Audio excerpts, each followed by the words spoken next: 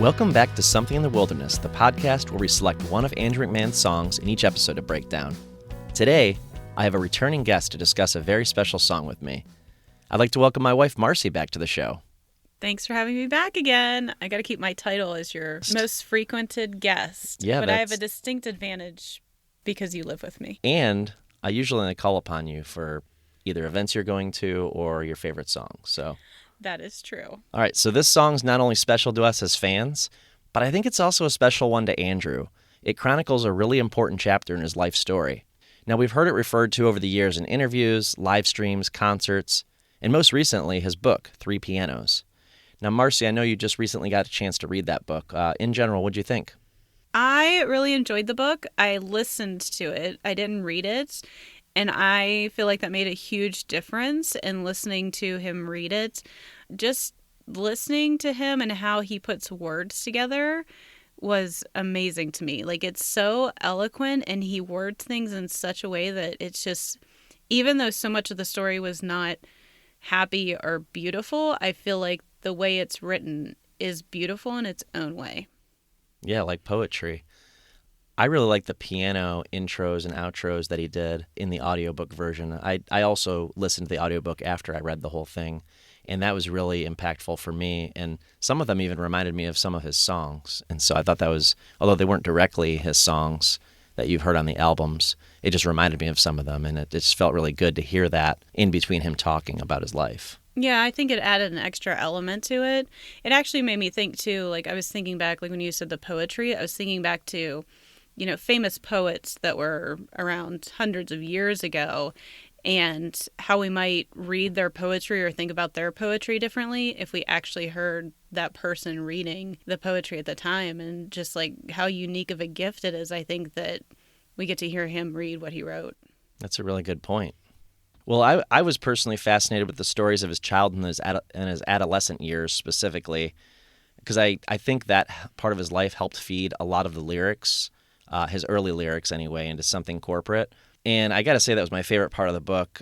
I just felt a little bit connected to some of the stories he told because we were kind of doing the same things as teenagers, hanging out with the same kind of kids as teenagers.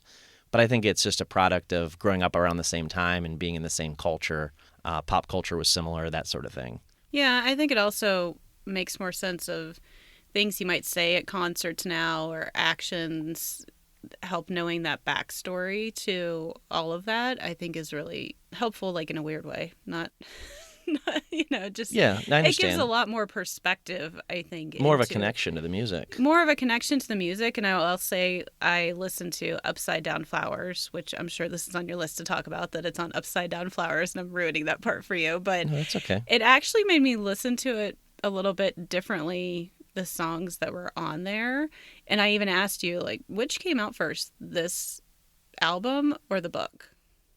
And it was the album by 3 years, but I think they're similar in that both are chapters of his life. And now on Upside Down Flowers, they're definitely out of order, and most of the songs are a little bit more cryptic, let's say, whereas the book was pretty direct. But I think the song we're going to talk about today, the lyrics are pretty direct. They're pretty literal. Yeah, I would agree. Now, Marci, when you were my guest on the Lights and Buzz episode back in December 2020, you made it pretty clear that you'd be willing to join me again if and when I covered this particular song that we're discussing today. So why don't you tell us what that song is? Well, the good news about this song is I actually know the real name of it, where Lights and Buzz, I never called it by the right name. So this one, I clearly know the name of it is Ohio. And is there something that gives you a special connection to the song and why you'd want to talk about that one today? Well, I grew up in Ohio, so that was a big first part. And I think when you first hear the song, it does have, like, you know, a really big sing-songy part to it with the way that he sings the word Ohio. So I don't even know the first couple times I listened to it if I was really listening to all the other lyrics that were in it, because the main part of it, they're talking about driving down the road and everything. You know, you can think like it's just like a fun family road trip when you just listen to that until you start to really listen to some of the other lyrics, because, I mean, he says there's tears in Katie's eyes, but other than that specific part, I don't think the way the whole song is formatted necessarily, you get that it's, kind of a leaving song after your first a few initial listens. when I first heard it, I knew basically that it was about leaving Ohio, but the book especially, and hearing him talk at concerts, but the book especially shed a lot more light on exactly what was going on at the time in his life and how kind of a dark period that was for their family. So as Marci said, the song is Ohio. It is by Andrew McMahon in the Wilderness. It is track 2 on Upside Down Flowers. It was first released as a single on May 11th, 2018, and then later it came out on the album 6 months later, November 16th, 2018. Now, Marci, did you get a chance to watch the 2 music videos for this song? Oh, I did. Yeah. Now, I should have probably warned you with the lyric video. You could have watched the first 30 seconds and pretty much had a sense of where that was going.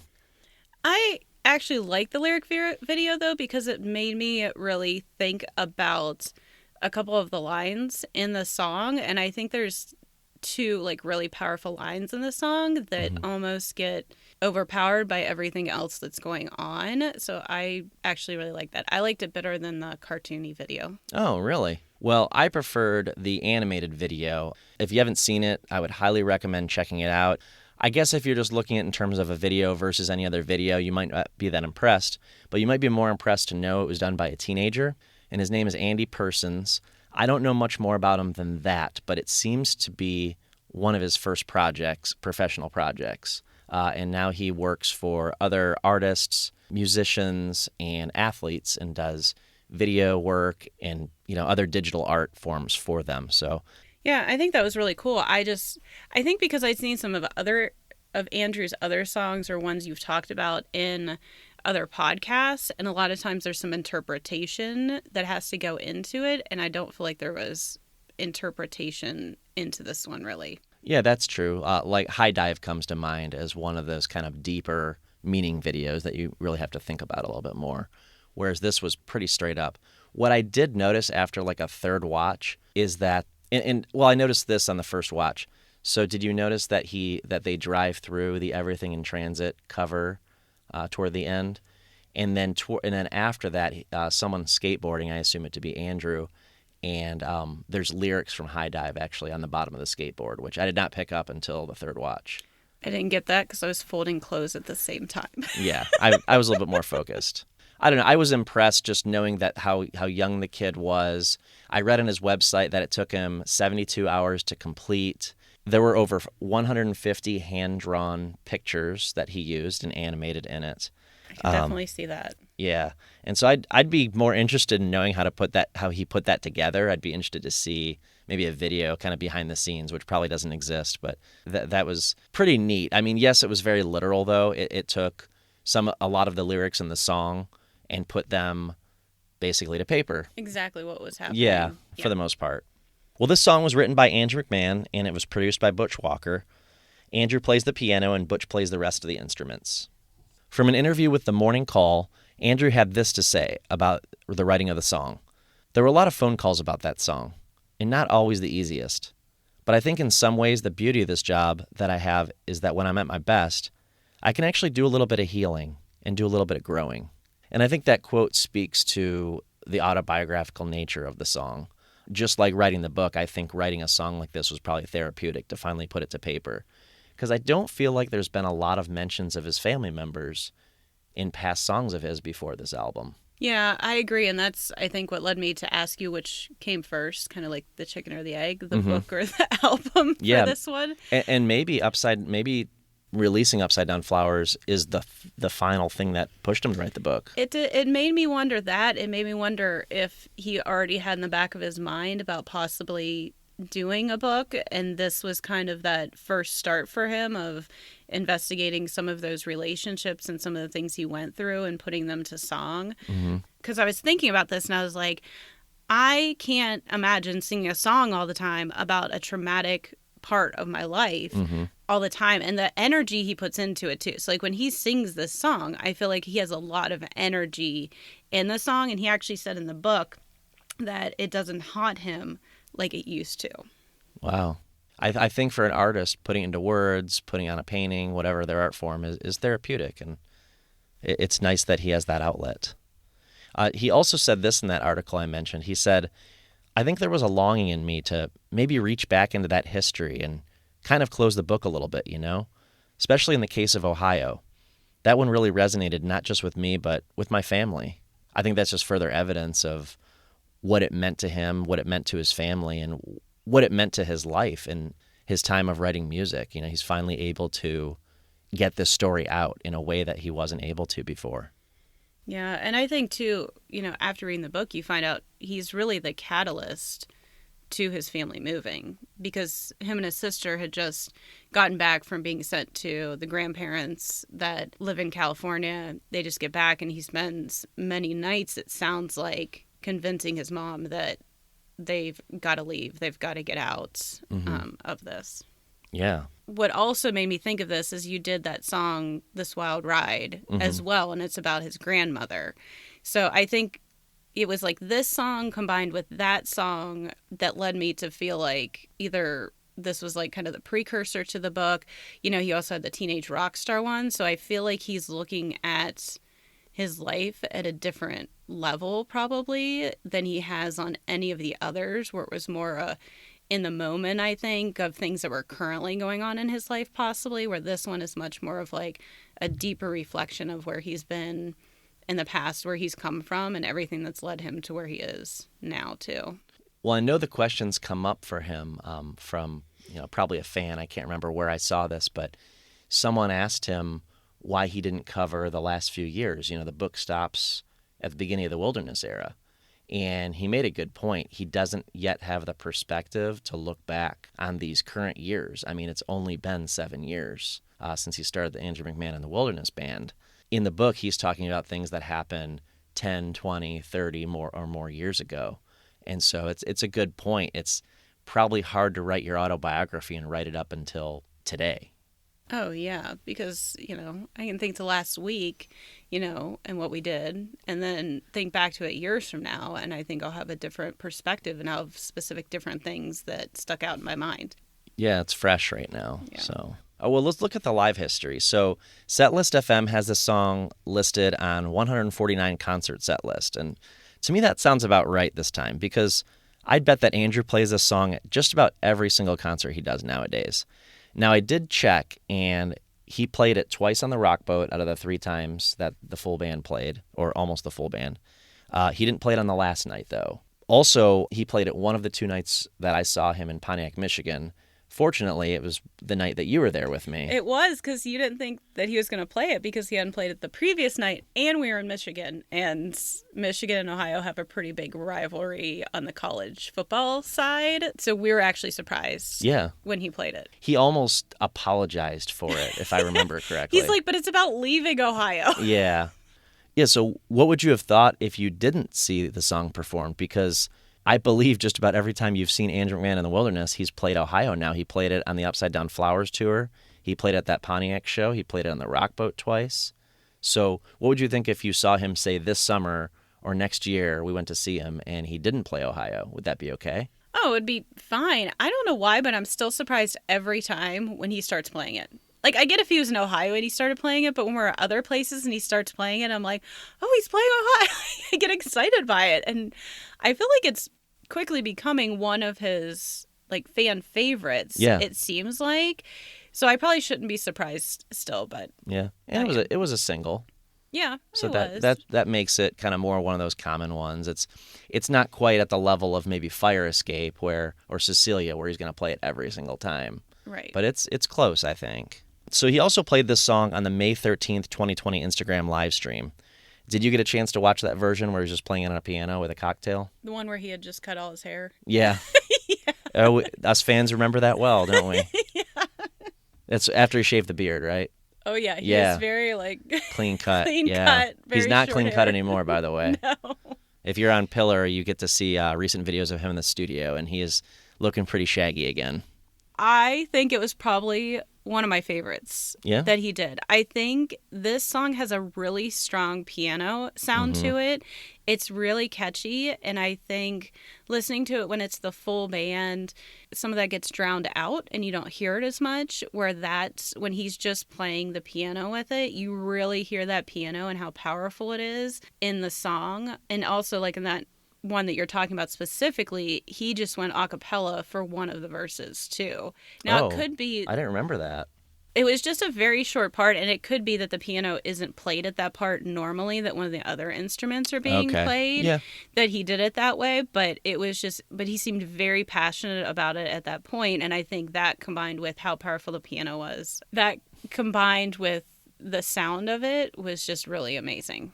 As I said, I've seen it live quite a few times. The first time I ever saw it live was at Bunbury Music Festival in Cincinnati, Ohio in 2018. That was pretty neat, obviously, because it was in Ohio, but also not unexpectedly since that's where I live. Yeah. It had just come out. So the single came out in May, and it was a month later, less than a month later, I was seeing it on stage. And so it was brand new. It was brand new to most people who were standing there, unless you had sought out the single online and listened to it. So that felt pretty special, and I will link that one and the Instagram version in the show notes, as well as the Three Pianos Tour version. I will admit the version from the Three Pianos Tour is not very good quality. It does not do the sound justice to the way we saw it. You may know that I was not at the Three Pianos Tour, but I did get to see that set played on the Rock Boat, and it sounded great, but I don't feel like this video does it justice. I'm going to link it anyway so you can kind of hear how they did it in the Three Pianos Tour. Okay, so there was some additional instrument or something that they did during the song. It almost sounded like a deep flute or something that he was doing, which I know that Mikey had all the, his little spaceship area set up, but there's something else there's added into that version. And I was like, and I'll tell you this too, when they play it live, there's another part that really bothers me about this song when the whole band's together. What is it? So I'm a huge fan of Morgan. Like, I think she adds a ton to the band, ton to everything, except for some reason, when this song, when she does the... Don't say it. When she says, like, the, gotta get it right, or whatever. That's my favorite part. It, like... I don't know. It just, like... That's my favorite part of the live song with Morgan. It pulls, like, something out of the feeling of the song to me. Oh, my gosh. I can't believe you said that. That was even in my notes. To bring up. Yeah, it was in my notes to bring up, but like I'm such a huge fan of hers, and I don't know what it is. It's just, it pulls me out of the rest of the song. I think maybe it brings the energy slightly down of the song. I don't know, but sorry, I ruined your favorite part. No, that you didn't ruin it. When I listened to this on high quality headphones like I'm wearing right now, I didn't realize that he sings it or someone is singing it exactly that way in the album version. I don't hear that when I stream it in the car or through our Bluetooth speaker. I don't hear that part. But she's more or less, for lack of a better phrase, she's imitating what's happening on the album, which I never knew. I thought she was putting that in there. So, but I really like the way she does it. And I think she replicates the sound well that's on the album. I can't believe I'd never noticed that before. Maybe I just forgot because I feel like I've gotten so used to hearing it live now. I've heard it live 5 times in 3 years, so... Anyway, but yeah, that's fine. So we disagree on that. But both Morgan fans, so. It's interesting that you knew what I was going to say. Yeah. All right. Well, let's talk songwriting a little bit. So I like this quote from Andrew's YouTube post on May 11th, 2018, the day the single came out and the day the actual lyric video was released. He says, "In the midst of living the closest thing to a normal home life I could imagine for myself, I began to write. Not for anything or anyone. There was no goal, no deadline, no story I was trying to tell. Just the hours in the day when Cecilia was off at school, or everyone had gone to bed or whatever, that I felt like sitting in my little back house studio and making noises until they sounded like music. In the middle of it all, this song appeared. I hadn't intended to write it. It's rare for me to dig so far into my memory, but in this case, the call was not one that could go unanswered. Ohio is about my family's pilgrimage from a small town in Ohio to the coast of California. I call it a pilgrimage because that's how it felt. At least that's how I remember it. I suppose it's one thing to run away, but it's another to be pulled down the road by what feels like the hand of fate. Any thoughts on that quote? I think it's interesting because I think of songwriters as sitting down a lot of times with a specific idea in mind, where this one, it doesn't sound like he had that specific idea in mind. It more came to him during the day. So, but I think it's exactly what he writes there, that pilgrimage, and I think it's describing that pretty clearly. What was interesting is where you said pulled down the road by what feels like the hand of fate. when I looked at the lyrics in that one video, Mm-hmm. there's one that stuck out to me that I feel like is kind of lost in it. And it's magnets pulling from the ocean floor. Oh, I've never noticed that one. Yeah. So I feel like that aligns really close to that. But I thought of so many other things that that line could also mean after reading his book too. Mm-hmm. So I think that's more like the literal part of it probably, but it also made me think of the addiction his father went through and how he says at one point near the end, he kind of references like he was probably fighting some of his father's ghosts, not his own necessarily. So, like, was that something that was always pulling at him? So I think it was probably meant to be more along the lines that you just read, but it made me think of how the magnets pulling to the ocean floor could make him feel almost like he was drowning in the situation and Okay. something that he couldn't get out of Yeah. unless they left. Interesting perspective. That's cool. If you read the book like we have, you have a pretty good idea of what this song's about, of course. I mean, the song's very autobiographical. It's literal at times. Andrew and his family lived in Bexley, Ohio for about 3 years, but he said it feels like longer. He still has friends in the area, and he considers that time of his life a pretty important part of his story, which I completely get that because he was in the 5th, 6th, and 7th grades while he was in Bexley, and that's a pretty important part of anybody's life, I think, regardless of whether it was positive or negative. He's also stated that the move happened pretty quickly, and the family saw it as a new start. It wasn't an easy move, but it was the best decision his parents made for their family, in his opinion. Marci, do you have anything else you want to mention about the book, maybe related to the songwriting? Part of what I feel like makes this song unique is the bridge where he does the goodbye blue house, goodbye red door, because I feel like it's a really turn from the way the rest of the song is sung, and I feel like a lot of artists could not pull that off. That switch to it's not sing-songy as much as the rest of the song. It's completely different lyrics and everything. But I wrote that down, that part of it, because what I noticed in reading the book is he uses a lot of color to describe different parts of the book, especially everywhere he's lived. I think everywhere he lived in the book, he used something to describe it. They lived in a house with a green roof, and at some other point, he described another one with the color with emerald slate. And even like through other parts, he describes like the color of the cigarette ash. And so he continuously, I feel like, used words of color throughout the book, I think, after doing that, because it made me think of it when I was actually watching that one video, the cartoony one, because it's almost all black and white. There's a couple of little pieces of color, and one of those pieces of color are the house and the door, which makes sense. Yeah. But then it made me go back, and I was like flipping through pages, and I was like, oh, there's the word pink. Oh, they're like all these colors started popping up all throughout the book, which I thought was really interesting. I did not notice that either. Thanks for pointing that out. So you mentioned the Upside Down Flowers album, the album which this song is on. How does the sound of this song compare, lyrics aside, let's say, how does the sound compare to the rest of the album to you? When I was going back through and listening to it today, there was a few songs I feel like I've never really listened to, and then there's others that I feel like I've listened to a lot.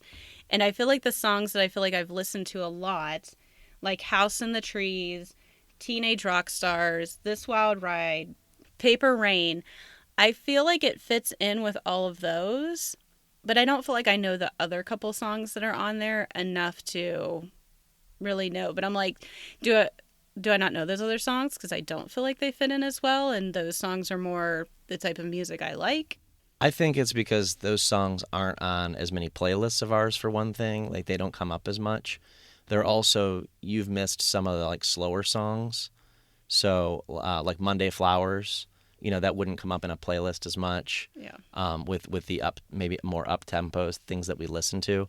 I feel like half the album is pretty slow in comparison. It's quite dynamic in the way you've got, like, this anthemic chorus like Ohio, and then you've got, like, kind of more slower, like even Teenage Rock Stars, which is technically another single, very slow, like a lot of the album. So I think maybe that's why. But I think Ohio is a standout track, and it's not even my favorite one on the entire album, as you probably know. But it's up there, and it's definitely a standout. And I think it's because that arena-size chorus that comes through. I mean, even the verses has this sound to it. But I think you mentioned this earlier, and something that I think really sticks out, and it's the thing that I think if you're an Andrew fan and you hear it on the radio or in a store or even at the concert and you're expecting it even, when you hear those opening synth notes, you know exactly what it is. Even if you weren't at his concert, even if you're somewhere you didn't expect to hear it, you know, you're like, oh my gosh, it's Ohio. Yeah, and even if you're not a fan, halfway through the song, the next time he says Ohio, you can still sing along with it. Yeah. So Yeah, and it's very easy to quickly get caught up in the song. that's probably somewhat intentional. That's a good pop music trick. But yeah, it's is very singable for anybody. I think anybody knows it. And I think that's why it stands out to people in Ohio, obviously more so than someone who's never lived in Ohio or doesn't have any affiliation with it, because he's singing Ohio over and over again. And it's like it makes you want to sing along if you have some connection to the state. Yeah. So that really helps. So do you think this song, not knowing when he wrote it, could have been written under one of his other band names possibly? Yeah, it's definitely not a something corporate song, that's for sure. But I could see it on one of the probably first two Jack's Mannequin albums. They were pretty autobiographical as well, but not as literal in the lyrics. But the anthemic type of chorus that he uses here, I could see that. You know, I think of songs like The Resolution and even Holiday from Real, which is a little bit more raw, but it's same idea. It's very singable. It's very like sunshiny, beachy, even though it's a darker subject matter, which a lot of that stuff was. But it's sung in such a bright way. I think fans relate to this song in a similar way than they did to those first two Jack's Mannequin albums. The only real part I can think of that would make me think of it relating to Jack's Mannequin more is the really strong piano. It makes me think almost of the Dark Blue song because it also has that really strong piano to it. I agree with you. Maybe that's where it's coming from for me, because I would say if I knew somebody that liked the song Dark Blue, like when my brother texted me that time and he said, that's a really good song, that's probably where I'd point him next, is Ohio. That's one of the go-tos I think I would point him to. Yeah. You mentioned the bridge earlier, and I just wanted to point out that, yeah, I do like the way it slows things down, and I appreciate that as well. And I feel like he tells like a mini story within the story in those lyrics, and that's another reason I really like that bridge. With that in mind, let's talk lyrics. Again, I really appreciate the honesty within the song. I like that we get a story here, a story that we don't have to interpret. And sometimes I like that about lyrics. Sometimes I like not knowing. I mean, most of us do. But I like in this case that you're learning something about Andrew's life, and it gives you a connection. And granted, there are a lot of people who can identify with the lyrics of the song. Anybody who's ever moved away from anywhere, anybody who lives in Ohio, anybody who's had to make a big decision, anybody who's had any family turmoil. I think there's a lot of relatable themes here. Okay. Well, I think even for people that haven't gone through that, there's a whole nostalgic theme to it too. Yeah. You know, like the finding music on the radio. Our kids would have no idea what it's like to have to find music that you want to listen to on the radio because they can just choose any song they want in the whole entire world at this point. A station wagon. Like, how many of us grew up knowing somebody that had a station wagon, or we had a station wagon that we drove around in, where people don't have station wagons that much anymore. I don't think it's a thing, you know, so I think part of it is that too. You know, people used to go in a lot, at least my family where I grew up, like people went on road trips and you drove there. Like people getting on planes, you know, from where I grew up, like people didn't get on planes to go on vacation. They got in the car and you drove there. So I also think it can relate also to a whole other group of people with the nostalgic parts in it. Another lyric I want to point out to your point is Katie's Counting Crows. I think Andrew's also referencing something else there, but I always thought of it as literally looking at birds. And I'm thinking of kids looking out the windows at birds, you know, and a lot of kids are on screens now and doing other things and aren't playing the license plate game that we played. Right. I was just going to say, because it's like car, state lines and capitals. Yeah, looking at, oh my gosh, look at the sign. Now we're in Pennsylvania. Now we're in, well, I'm going the wrong way. Now we're in Indiana. Yeah, we're going west, right?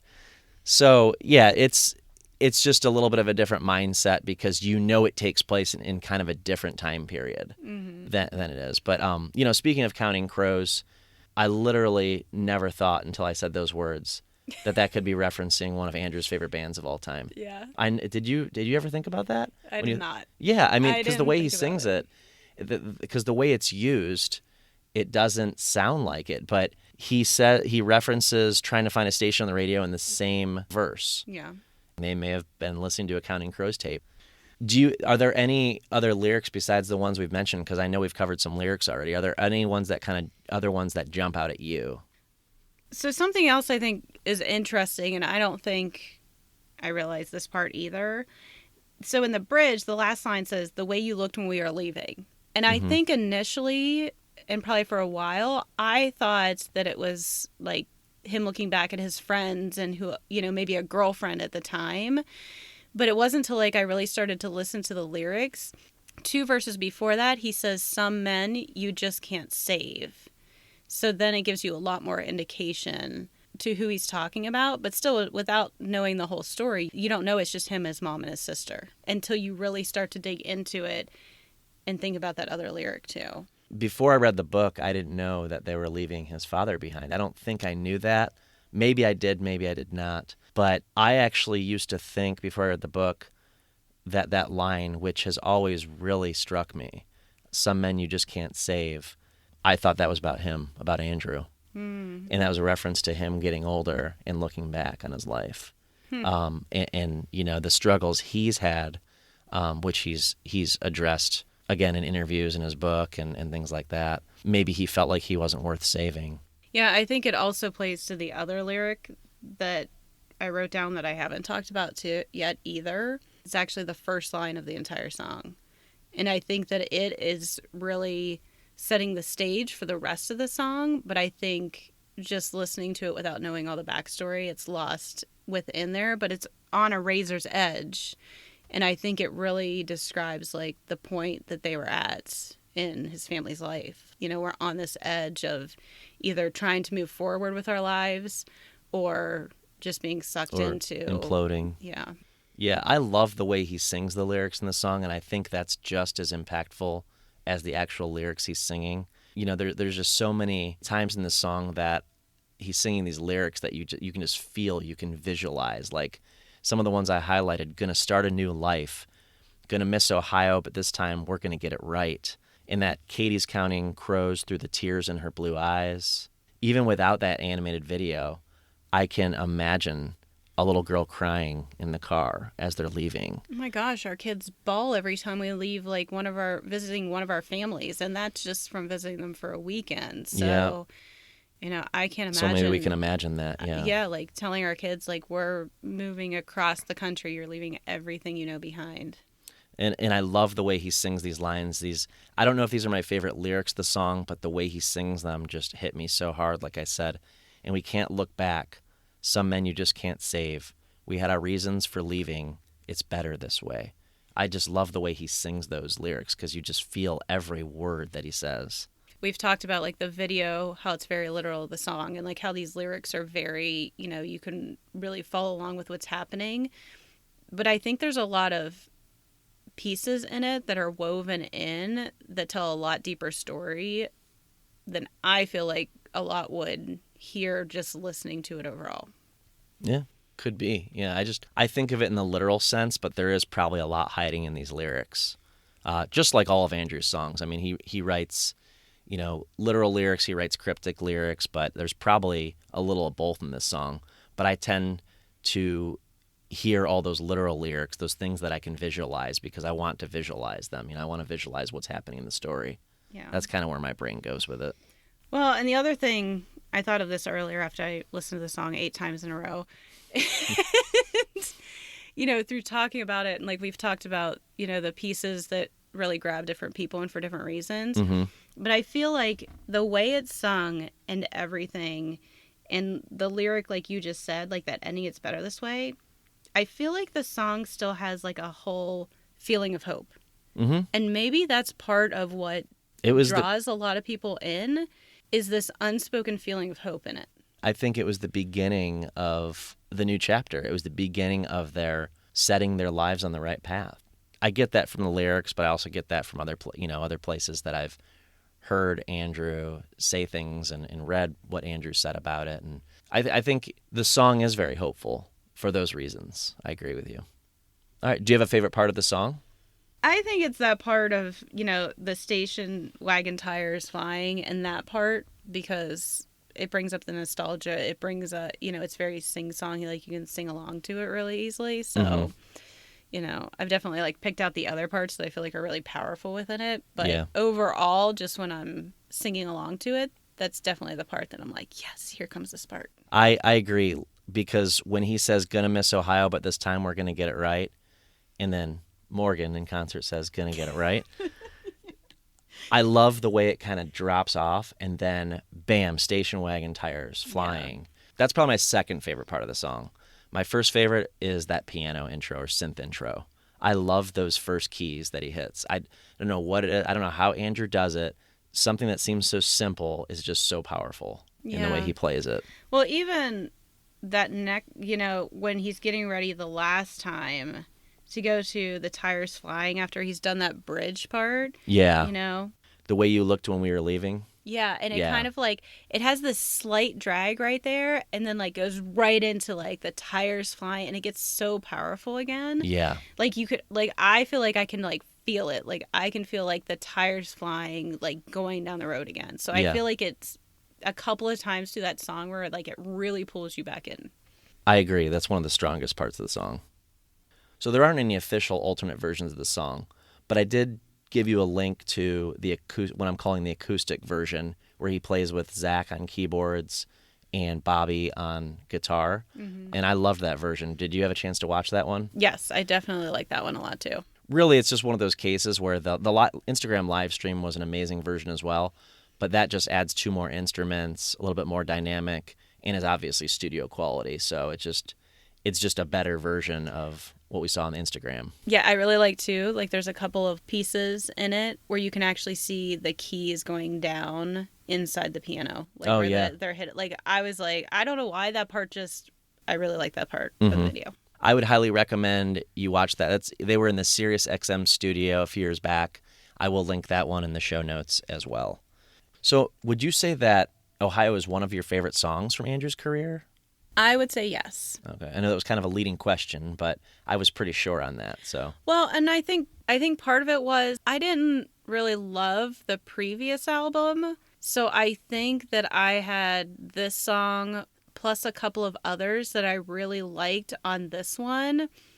It, brought me back to listening to his music, where I feel like with the last album, I was mostly going to songs that he had released before that. Mm-hmm. So I think that's always with any artist when they release an album and you're kind of like, take it or leave it. Mm-hmm. That then when they release the next one, it's like, what route are they going to go? Because some artists go very different, As Andrew has sometimes, yeah. Yeah, but, he didn't go from, like, pop to country.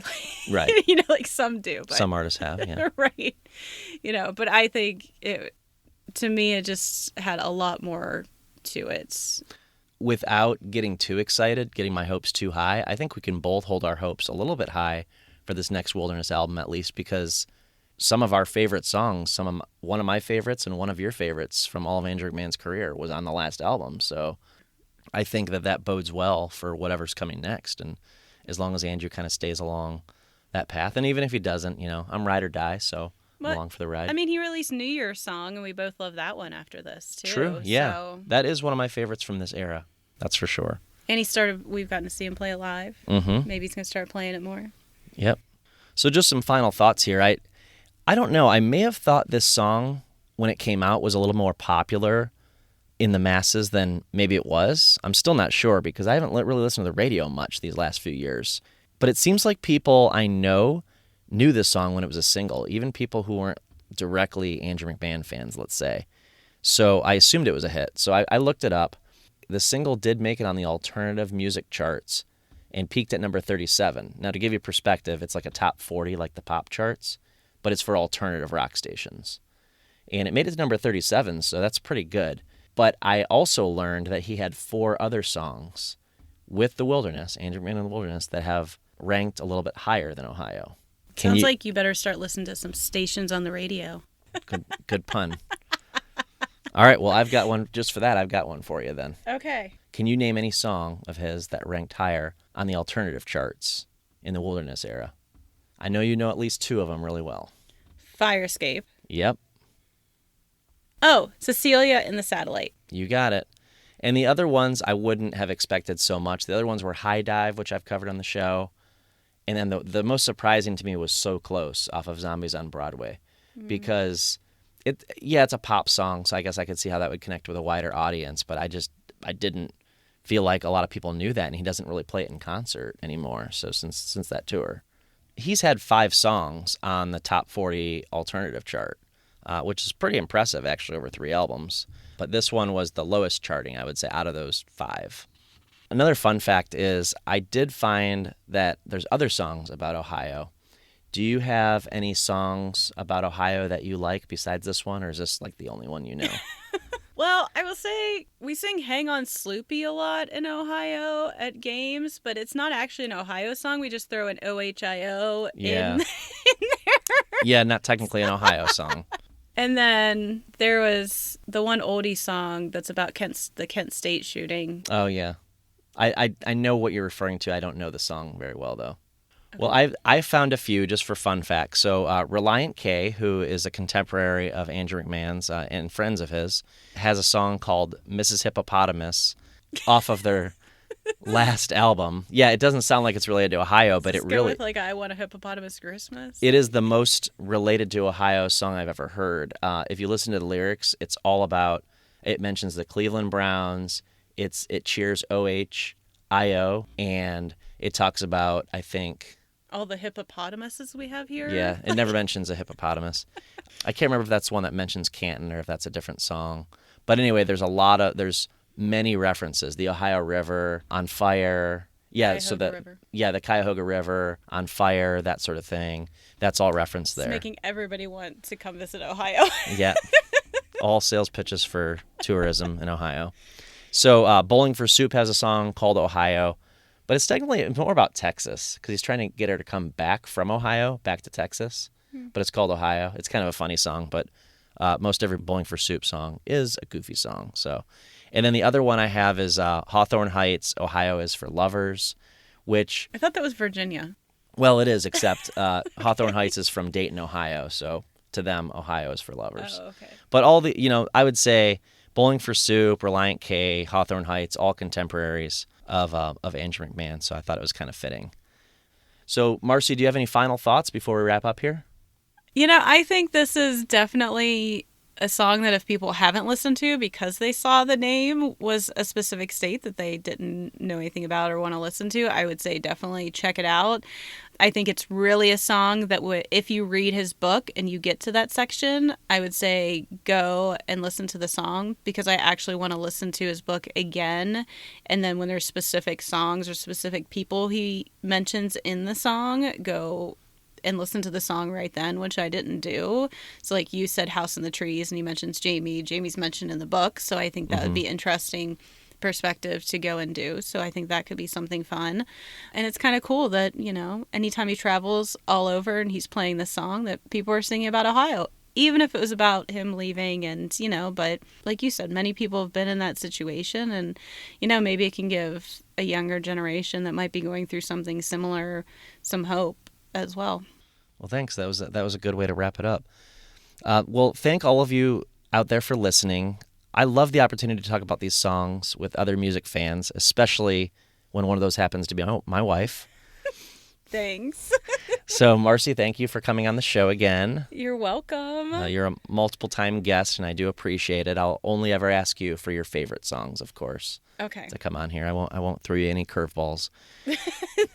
that could be interesting, but yeah. I probably wouldn't have quite so much insight. Next up, Monday Flowers, right? Yeah, the one that was like, have I ever heard this song before? Yeah.